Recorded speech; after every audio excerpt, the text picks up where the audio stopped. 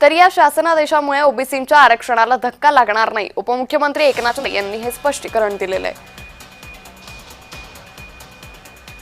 तर या शासनादेशामुळे ओबीसींना धक्का लागेल अशी भीती आता मंत्री छगन भुजबळांकडून व्यक्त करण्यात आली आणि त्याचवरती आता उपमुख्यमंत्री एकनाथ शिंदे यांनी प्रतिक्रिया दिली आहे।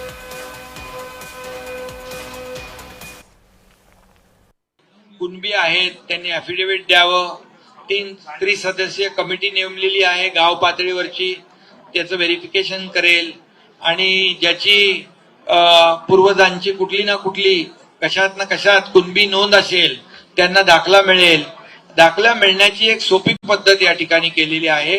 त्यामुळे कुठल्याही परिस्थितीमध्ये या ठिकाणी इतर समाजावर अन्याय होणार नाही, ओबीसी समाजाचं नुकसान होणार नाही आणि मराठा समाजाला हे प्रमाणपत्र सोप्या पद्धतीने मिळावं अशा प्रकारचा तो जी.आर. आहे।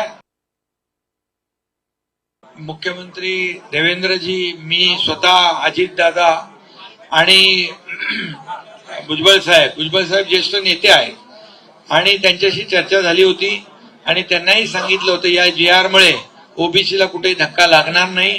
त्यांनी म्हटलं होतं हा जी.आर. तपासून घेऊ, कायदेशीर बाबी तपासून घेऊ आणि त्याच्यानंतर भूमिका जाहीर करू। त्यामुळे मला वाटतं या जी.आर.च्या माध्यमातून ओबीसीचं कुठलंही नुकसान होत नाही।